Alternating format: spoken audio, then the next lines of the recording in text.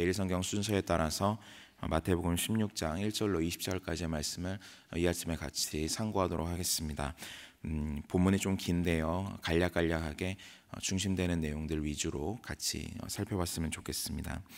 16장 1절을 보니까 바리새인과 사두개인들이 와서 예수를 시험하여 하늘로부터 오는 표적 보이기를 청하니 라고 말씀하고 있습니다. 바리새인과 사두개인들이 등장합니다. 바리새인과 사두개인들은 서로 입장이 굉장히 다른 그런 집단이었습니다. 이 당시 유대 사회는 정치적인 부분과 종교적인 부분이 분리되어 있지 않았기 때문에 이들은 정치적으로 또 종교적으로 대립각을 세우는 그런 거대한 두 집단이었다고 할 수 있습니다. 바리새인들에 대해서는 성경에서 많이 나오기 때문에 저희가 정보를 많이 알고 있고 또 당시의 유대 문헌들이 많이 기록하고 있기 때문에 알고 있는 것이 많습니다만은 사실상 사두개인에 대해서는 알려진 바가 거의 없습니다. 성경에서도 거의 잘 등장하지 않고요. 또 당시 문헌 가운데서도 잘 등장하지가 않습니다. 그리고 이들이 어떻게 생겨났고 또 어떻게 사라졌는지가 불분명한 집단이 사실은 사두개인입니다. 아마도 이제 많은 전통들에 따르면 이 사람들은 제사장 집단에서 나왔을 것이다. 제사장들로부터 나온 어떠한 한 파였을 것이다라고 생각이 됩니다. 그래서 사독 제사장의 이름을 따서 이제 사두개라는 이름이 나오지 않았을까, 이제 그런 추측들을 하고 있는 것을 봅니다. 그런데 성경 안에서 사두개인들이 소개될 때는 보통 바리새인들이랑 같이 소개되는 경우가 있는데 둘 사이의 갈등을 묘사하면서 소개됩니다. 특별히 우리가 잘 아는 것처럼 사도행전에서 바울이 큰 공경에 휩싸였을 때 거기서 내가 지금 부활 때문에 이 어려움을 겪고 있다라고 선언을 함으로써 그 위기 속에서 빠져나오는 것을 보게 됩니다. 그게 가능했던 이유는 그 자리에 바리새인들도 있었고 사두개인들도 있었기 때문이다라고 성경은 말하죠. 왜 그렇습니까? 사두개인들은 부활을 믿지 않았기 때문입니다. 바리새인들은 영도 믿고 부활도 믿었지만 사두개인들은 그것들을 믿지 않았습니다. 어떤 영적인 세계 또 신비한 세계에 대해서는 사두개인들이 조금 저항감을 가지고 있었던 것 같습니다. 그거에 이해가 갈렸기 때문에 바울이 부활에 대해서 부활 때문에 내가 지금 고통당한다라고 하니까 갑자기 타겟이 바울이 아니라 이제 부활 논쟁으로 넘어가면서 이제 바울이 그 공고로부터 벗어난 것을 보게 됩니다. 예수님도 사두개인들과 이렇게 논쟁하실 때 부활의 문제를 가지고 논쟁하셨죠. 사두개인들이 나와서 부활이 진짜로 가능한가? 또 만약에 부활이 있다면 지금 이 땅에 있는 그 계대 혼인법 이런 것들이 부활 시에 그럼 어떻게 지켜질 것인가라고 예수님께 반문하면서 이제 논쟁하였던 것을 우리가 보게 됩니다. 그것이 우리가 사두개인에 대해서 알고 있는 그런 성경이 묘사하고 있는 한 부분이라고 할 수 있습니다. 그런데 이 바리새인과 사두개인들은 같이 다닐 이유가 없습니다. 왜냐하면 늘 논쟁하였고 서로 완전 다른 파였기 때문입니다. 그런데 유독 마태복음 안에서만 바리새인과 사두개인들이 같이 다니는 모습들이 묘사됩니다. 그것이 두 번 등장하는데요. 첫 번째는 세례 요한이 세례를 베풀 때 바리새인들과 사두개인들이 세례 요한에게 나가는 장면이 있고, 오늘 본문이 또 다른 한 장면입니다. 바리새인과 사두개인들이 세례 요한에게 왜 나갔겠습니까? 당연히 세례 요한을 시험해 보려고 나갔을 것입니다. 그가 지금 뭘 하고 있고 무슨 말을 하고 있는지, 뭐 때문에 이 많은 사람들이 세례 요한에게 가서 세례를 받고자 하는지 아마 그것들을 살피고 또 세례 요한을 한번 넘어뜨려 보려고 갔었을 것 같습니다. 그래서 세례 요한이 그들이 자기에게 나오는 것을 보고 뭐라고 말합니까? 독사의 자식들아 라고 하면서 아주 독설을 품은 것을 보게 됩니다. 오늘 본문의 맥락도 비슷합니다. 바리새인과 사두개인들이 와서 왜 왔냐면 예수를 시험하기 위해서 왔다고 합니다. 예수께 나왔던 사람들이 다 좋은 의도로 나온 것은 아니죠. 특별히 서로 완전히 생각이 달랐던 바리새인과 사두개인, 이 두 이질적인 집단이 예수께 나왔을 때는 아주 불순한 의도를 가지고 나왔다는 것을 보게 됩니다. 시험하기 위해서. 서로 예수님에 대해서 대항하는 데에는 한마음이 됐던 것입니다. 마치 헤롯과 빌라도가 그날의 친구가 되었던 것처럼 예수님을 대적하기 위해서는 지금 자신들 사이의 이해관계는 잠깐 접어들 수 있는 것이죠. 예수님을 넘어뜨리고 시험하기 위해서 이 둘이 합쳐서 나옵니다. 그리고 질문하는 것이죠. 하늘로부터 오는 표적 보이기를 청하니. 표적을 달라고 말합니다. 표적을 주는데 어떤 표적이냐면 하늘에서 주는, 하나님으로부터 오는 표적을 보여달라라고 말씀하고 있습니다. 요한복음에서도 표적에 대해서 잘 설명하고 있듯이 표적이라는 것은 어떠한 사인입니다. 그러니까 지금 예수님께서 지금 이 땅에서 하고 계시는 활동들이 정말 하늘로부터 인정받은 것인지 그 근거를 좀 대봐라라고 지금 요청하고 있는 것입니다. 이러한 요청은 이번이 처음이 아니었었죠. 바리새인들은 이전에도 나와가지고 예수님께 표적 보여달라고 얘기했습니다. 그런데 오늘 본문에 바로 앞선 이야기를 생각해 보면 예수님께서 4,000명을 떡 7개와 물고기 2마리로 먹이신 사건이 기록된 다음 바로 다음에 오늘 본문이 위치했다는 것을 보게 됩니다. 그것은 분명한 표적이었죠. 그 표적이 있은 다음에 이들이 와가지고 또 예수님께 표적 보여달라고 말하고 있는 것입니다. 꼭 그 4,000명을 먹이신 사건 이전에도 얼마나 많은 예수님께서 표적을 행하시고 또 예수님께서 특별한 분이라는 것을 드러내셨습니까? 그럼에도 불구하고 이들이 표적 보여달라고 하는 것은 진짜 궁금해서 묻는 것이 아니라 예수를 시험하기 위해서, 예수님을 한번 걸려 넘어뜨리게 해보고자 하기 위해서 여기 왔다라는 것을 보게 되는 것이죠. 저희도 신앙생활하면서 그런 경우들 많이 보게 되지 않습니까? 기독교에 대해서 관심이 있어서 우리에게 어떤 질문을 해오는 분들도 있지만은 그렇지 않은 경우가 사실은 더 대부분이죠.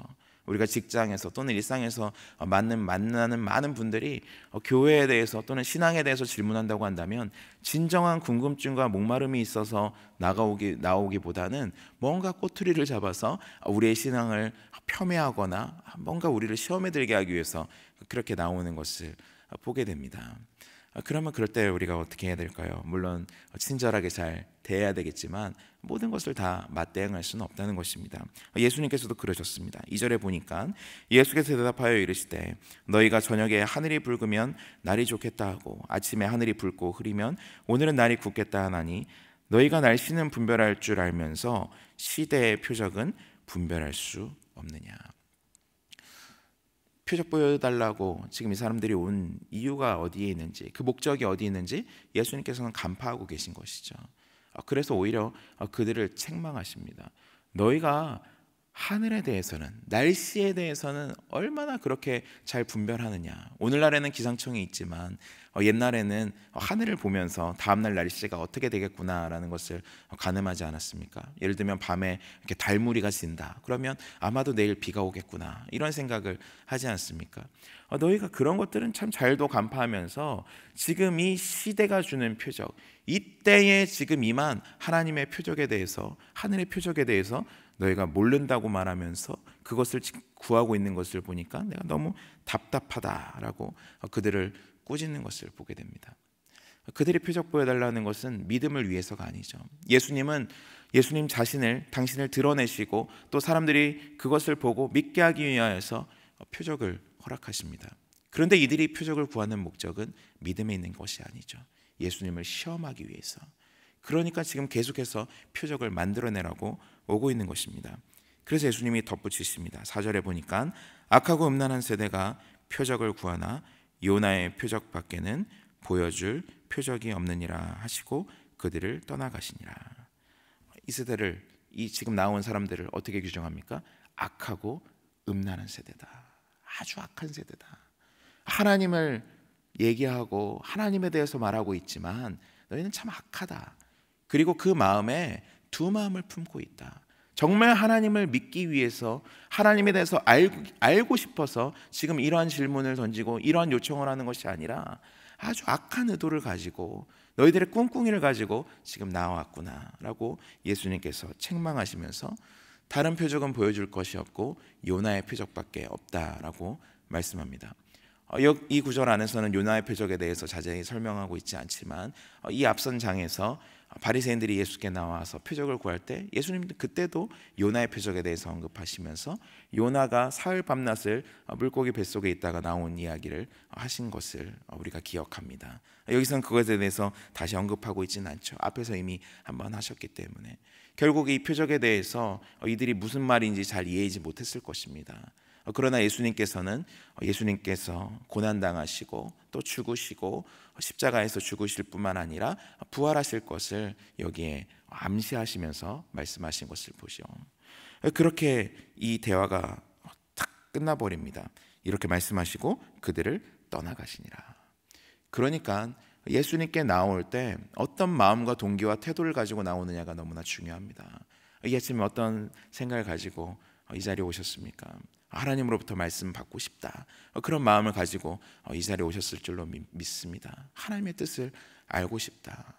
주님께서 그런 마음과 소원이 있는 자들에게는 당신을 계시하셔서 당신의 뜻을 나타내시지만 그것이 아니라 뭔가 삐딱한 마음을 가지고 뭔가 악한 마음을 가지고 나온 자들에게는 주님께서 아무것도 허락하지 않으시고 그것을 떠나가 버리시는 것을 우리가 보게 되는 것입니다.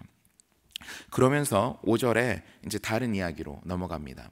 제자들이 건너편으로 갈새 떡 가져가기를 잊었더니 이렇게 나오죠.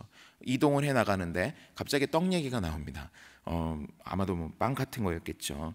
그것을 잊었대요. 떡을 가져가는 것을 잊어버렸다. 그러니까 지금 이들이 당장 먹을 양식이 없었다라는 것을 얘기합니다. 근데 마침 예수님께서 6절에 이런 말씀을 하십니다. 예수께서 이르시되 삼가 바리새인과 사두개인들의 누룩을 주의하라 하시니, 예수님께서 가르치시는 거죠. 바리새인과 사두개인들은 지금 방금 앞에서 예수님을 시험하였던 사람들입니다. 그러니까 예수님께서는 그 일과 관련해서 제자들에게 가르침을 주고자 하셨던 것 같습니다. 그들의 누룩을 주의하라. 이후에 예수님께서 다시 설명해 주시는 것처럼 그들의 가르침을, 그들의 교훈을 주의하라는 의미에서 그들의 누룩을 주의하라라고 말씀합니다. 성경에서 누룩이 부정적으로 사용되는 예들이 많죠. 누룩은 잘 퍼져나가는 것이지 않습니까? 부풀어 오르기도 하고 그렇기 때문에 전염성이 강합니다. 확 퍼져서 나가면서 아주 큰 영향력을 만들어낼 수 있는 것이 누룩입니다. 이 누룩이 들어와 가지고 잘못된 교훈과 가르침이 들어와서 공동체를 어렵게 할 수 있다라는 것이죠. 예수님께서 바로 그런 초점을 가지시고 제자들에게 바리새인과 사두개인들의 누룩을 주의하라, 그것을 조심하라라고 말씀합니다. 그들의 가르침이라는 것은 예수님께서 평가하실 때 악하고 음란한 가르침인 것입니다. 그것은 정말 하나님의 뜻을 알고 하나님의 뜻을 추종하면서 나오는 가르침이 아니라 자신들의 생각과 자신들의 목적과 자신들의 뜻을 이루기 위한 그러한 가르침이라는 것이죠. 그것이 언제든지 제자들 공동체 안에도 들어와서 그들을 위협할 수 있기 때문에 예수님께서 그것을 주의하라고 말씀하셨습니다. 그런데 하필이면 예수님께서 그것을 누룩에 빗대어서 말씀하셨어요. 누룩이 어디에 쓰여지는 것입니까? 우리가 잘 알고 있듯이 빵을 만들 때 사용되는 것입니다. 제가 공교롭게도 지난주에 빵을 한번 만들어 봤습니다. 그 빵을 만드는데 이렇게 반죽을 다 이렇게 넣고 그 위에다가 이 이스트를 뿌리는데 아주 정말 소량을 뿌리도록 그렇게 돼 있더라고요. 근데 신기하게도 나중에 몇 시간 지나서 보니까 이만큼 부풀어 올라와서 빵이 된 것을 봤습니다. 빵을 만들 때 반드시 필요한 것이 바로 이 누룩입니다. 그런데 이게 지금 어떻게 오버랩 됩니까? 예수님께서 사두개인과 또 바리새인들의 가르침, 그 누룩을 주의하라고 딱 말씀하셨는데 제자들 귀에 뭐만 들린 겁니까? 누룩만 들렸어요. 누룩이라는 말을 딱 들으니까 연상작용에 의해서 빵이 생각난 겁니다. 근데 빵이 생각나니까 뭔 생각이 납니까? 빵 안 가져왔다. 빵이 부족하다. 빵 가져오는 거 깜빡했다. 그게 제자들 마음에 확 들어왔습니다. 우리도 그렇죠. 말씀을 듣다 보면 어떤 대화를 나눌 때도 마찬가지고 그 대화의 초점보다도 대화에서 나오는 어떤 한 단어에 탁 마음이 뺏겨서 거기서부터 또 다른 연상작용이 나와서 물고 하다가 어쩌면 지금도 어떤 빵을 생각하시는 분이 계실지도 모르겠습니다. 빵 얘기 나기 때문에 아침에 빵 사가지고 회사 가야 되겠다. 그런 생각이 들 수도 있는 것이죠. 지금 제자들이 지금 거기에 탁 걸려 넘어져 있는 것입니다. 빵 안 가져왔다. 어떡하냐. 그것 때문에 지금 막 논의하고 있는 거예요. 어떡하지 이거 지금 어떡하냐. 빵 가져왔는데 우리 이제 당장 굶게 생겼다. 이 얘기하고 있는 것입니다. 예수님께서 이것을 아셨어요. 8절에 보니까 예수께서 아시고 이르시되 믿음이 작은 자들아 어찌 떡이 없으므로 서로 논의하느냐. 제자들을 너무 안타깝게 예수님께서 부르시는 것이죠. 믿음이 없는 자들아, 어떻게 또 빵 문제 얘기하고 있냐? 내가 너희 지금 가르치고 있는데 왜 엉뚱한 빵 얘기를 너희가 지금 하고 있느냐? 그러면서 실질적으로 그들의 마음에 있는 믿음의 연약함에 대해서 말씀하고 계십니다. 9절에 보니까 너희가 아직도 깨닫지 못하느냐? 떡 5개로 5,000명을 먹이고 죽은 것이 몇 바구니이며 떡 7개로 4,000명을 먹이고 죽은 것이 몇 광줄이었는지를 기억하지 못하느냐? 어찌 내 말한 것이 떡의 관함이 아닌 줄을 깨닫지 못하느냐? 오직 바리새인과 사두개인들의 누룩을 주의하라 하시니. 예수님께서 책망하시는 포인트가 너네 왜 말하는데 딴 생각해, 여기에만 있는 것이 아니라는 것을 우리가 보게 됩니다. 어디에 있습니까? 지금 이들이 고민하고 있는 떡의 문제, 지금 떡 때문에, 빵 때문에 걱정하고 근심하고 있는 제자들을 1차적으로 책망하고 계시는 겁니다. 그들이 누룩 말씀하시니까 빵에 대해서, 떡에 대해서 생각했습니다. 그리고 자신들에게 지금 떡이 없다라는 것을 깨닫게 됐습니다. 지금 그것이 서로 논의하는 데까지 이른 이유는 무엇입니까? 당장이 어떻게 먹고 살지? 지금 우리에게 자원이 없는데 어떡하지? 그 마음이 이들 가운데 있었기 때문입니다. 그럼 예수님께서 책망하시는 포인트는 무엇입니까? 지금 내가 떡과 관련해서 2번이나 큰 일을 이루었는데 어떻게 그것을 기억하지 못하느냐라고 말씀하시는 겁니다. 5,000명도 먹이고 4,000명도 먹였는데 왜 지금 너희들 가운데 떡 없다는 그 문제 때문에 너희의 마음이 뺏겨서 내가 너희에게 주는 가르침을 받지 못하느냐? 주님 말씀하고 있는 것이죠. 이들이 그것을 그냥 풍월로 들었다고 한다면 그럴 만한 사건이었습니다. 그런데 그들이 풍월로 들은 것이 아니라 예수님께서 이 표적을 베푸시는 현장에 함께하고 있었고 그들이 직접 광주리와 바구니를 가지고 다니면서 그것이 차고도 넘쳤다라는 것을 직접 피부로 경험했던 제자들입니다. 근데 그것을 그새 까먹고 또 빵 때문에 걱정하고 있었다는 것이죠. 사실 이것이 우리의 모습이지 않습니까? 주님께서 우리를 그때마다 먹이시고 그때마다 입히시고 그때마다 피할 길을 내시고 우리를 신실하게 인도하십니다. 그런데 조금 지나면 어떻습니까? 떡 떨어졌다. 어떡하지? 이 문제가 생겼다. 어떡하지? 큰일 났다. 어떡하지? 어느새 근심과 걱정이 들어와 버리는 것이죠. 그러니까 예수님께서 말씀하신 것처럼 그러한 근심과 걱정이 자리 잡았을 때 예수님의 말씀이 들어갈 자리가 없는 것을 우리가 보게 됩니다. 사랑하는 성도 여러분, 이 아침에 모든 근심과 걱정을 주께 맡기시는 아침 되시기를 주님의 이름으로 축원합니다. 근심에 우리의 마음이 사로잡혀 있으면 주님의 말씀이 들리지 않습니다. 주님이 어떠한 분이신지를 깨닫지 못하게 됩니다. 주님이 진짜 우리에게 가르쳐주고 싶으신 것, 그것을 우리가 깨닫지 못하는 거예요. 그냥 신앙의 언저리에서 그 주변만 계속 맴돌 수밖에 없는 것입니다. 그 진정한 본질까지 가까이 가지 못하는 거예요. 그래서 주님께서 그들을 또 깨우치는 것이죠. 그게 아니다. 바리새인들과 사두개인 그 가르침을 조심하라는 말이다. 12절에 보니까 그제서야 제자들이 떡의 누룩이 아니요 바리새인과 사두개인들의 교훈을 삼가라고 말씀하신 줄을 깨달으니라. 다행히 깨닫게 됐어요. 예수님께서 친절하게 가르쳐 주셔서 그들을 책망하기도 하셨지만 안타까운 마음으로 그들에게 다시 한번 말씀하실 때 그들이 그제서야 이 말씀이었구나 깨닫게 되는 것을 보게 됩니다. 그러면서 이러한 깨달음, 예수님에 대한 인식이 이제 13절부터 20절까지 이어지는 우리가 중요하게 잘 알고 있는 가이사랴 빌립보에서의 신앙 고백으로 넘어가게 됩니다. 시간이 많지 않기 때문에 짧게 요점만 말씀드리겠습니다. 13절에 보니까 예수께서 빌립보 가이사랴 지방에 이르러 제자들에게 물어 이르시되 사람들이 인자를 누구라 하느냐라고 질문합니다. 결국 지금 16장에서 계속 나오는 중요한 주제는 예수님이 어떤 분이신가 하는 것이고 그분에 대해서 어떠한 태도를 가지고 나오고 그분을 따르는가 하는 문제입니다. 그분에 대한 인식과 깨달음과 관련이 되어 있는 것입니다. 사람들은 이렇게 말한다고 하는 것이죠. 14절에 이르되 더러는 세례 요한, 더러는 엘리야, 어떤 이는 에레미야나 선지 중에 하나라 하더이다. 사람들이 예수님에 대해서 이러한 저러한 생각을 가지면서 예수님에 대해서 평가하고 있다라고 말합니다. 15절에 말씀하시죠. 이르시되 너희는 나를 누구라 하느냐. 다른 사람들이 이렇게 말하는구나. 오케이, 알았다. 그럼 너희는 나를 누구라고 생각하느냐. 그것이 예수님께서 지금 제자들에게 던지고 계신 본질적인 질문이고 또 이 아침에 우리에게 주시는 질문입니다. 너희는 나를 누구라 하느냐. 그때 시몬 베드로가 말하는 것이죠. 16절에 시몬 베드로가 대답하여 이르되 주는 그리스도시요 살아계신 하나님의 아들이십니다. 아주 표준적이고 모범적인 신앙 고백을 합니다. 예수님은 메시아이십니다. 그리스도이십니다.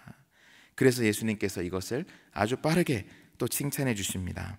17절에 예수께서 대답하여 이르시되 바요나 시모나 요나의 아들 시모나 내가 복이 있도다. 이를 내게 알게 하는 이는 혈육이 아니요 하늘에 계신 내 아버지시니라. 예수님이 어떠한 분이신지를 깨닫게 되는 것, 그거 사람들의 가르침에 있는 것이 아니고 하나님께서 주신 교훈이다 라고 주님께서 말씀해 주시고, 그거 알고 있다는 것이 진정으로 복된 것이다 라고 말씀합니다. 우리가 예수를 주로 고백하고 있다면, 예수를 그리스도로 모시고 있다면 그것이 진정으로 복인 줄 믿으시기 바랍니다. 그것이 복되다. 그것은 아무나 가질 수 없는 복이다. 하늘이 허락하신 복이다라고 주님께서 말씀하십니다. 그러면서 18절에 이렇게 선언하시죠. 또 내가 내게 이르노니 너는 베드로라. 내가 이 반석 위에 내 교회를 세우리니 음부의 권세가 이기지 못하리라. 내가 천국 열쇠를 내게 주리니 내가 땅에서 무엇이든지 매면 하늘에서도 매일 것이요 땅에서 무엇이든지 풀면 하늘에서도 풀리리라 하시고, 시몬 베드로의 이 믿음의 고백 가운데 예수님께서 말씀하십니다. 약속하시는 것이죠. 너는 베드로다. 베드로가 반석이지 않습니까? 돌입니다. 너는 베드로다. 내가 이 반석 위에 내 교회를 세우겠다. 교황 위에 교회를 세운다는 말은 당연히 아닐 것입니다. 그러나 예수님께서 동시에 반석과 베드로라는 말 사이에서 일종의 워드 플레이를 하고 계시는 것을 보게 됩니다. 내가 너 위에다가 교회를 세우겠다. 나를 메시아로 인식하고 있는 너 위에 내가 교회를 세울 것이고 음부의 권세가 그것을 흔들지 못할 것이다 라고 말씀하는 것이죠. 예수님의 약속대로 교회는 선지자와 사도들의 터 위에 세워졌습니다. 그리고 모든 신자들을 돌로 삼아서 주님께서는 지금도 그 성전 짓는 일을 하고 계십니다. 그래서 베드로가 베드로전서 2장 5절에서 이렇게 말씀하는 것이죠. 제가 2장 4절 5절을 읽고 마치도록 하겠습니다. 사람에게는 버림받았으나 하나님께는 택하심을 입은 보배로운 산돌이신 예수께 나아가 너희도 산돌같이 신령한 집으로 세워지고 예수 그리스도로 말미암아 하나님이 기쁘게 받으실 신령한 제사를 드린 거룩한 제사장이 될지니라. 주님께서 당신을 메시아로 인식하고 있는 베드로 위에 교회를 세우겠다고 약속하셨습니다. 그리고 그 약속은 동일하게 산돌인 우리에게 적용됩니다.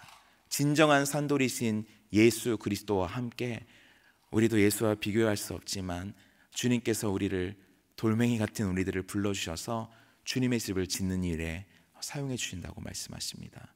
그 교회는 나의 교회, 예수님의 교회입니다. 음부의 권세가 흔들지 못하는 교회입니다. 오늘 이 아침에 너희는 나를 누구냐 하느냐라는 질문에 어떻게 응답하시겠습니까? 주는 그리스도시요 살아계신 하나님의 아들이십니다. 그러한 믿음의 고백을 가진 분들 가운데 하나님께서 교회를 이루시고 예수님의 교회를 세우시고 음부의 권세가 틈탈 수 없는 또 하늘의 권세를 가진 크신 은총을 베푸실 줄로 믿습니다. 이 은혜를 사모하면서 주님 앞에 감사하고 주님을 의지하는 귀한 한 날이 되시기를 주님의 이름으로 축원합니다. 이 시간 기도하면서 나가겠습니다. 가지고 오신 기도의 제목들 특별히 교회를 위하여서 기도하시다가 일어서시겠습니다. 하나님 아버지 감사드립니다. 이 아침에 저희를 불러주셔서 감사합니다.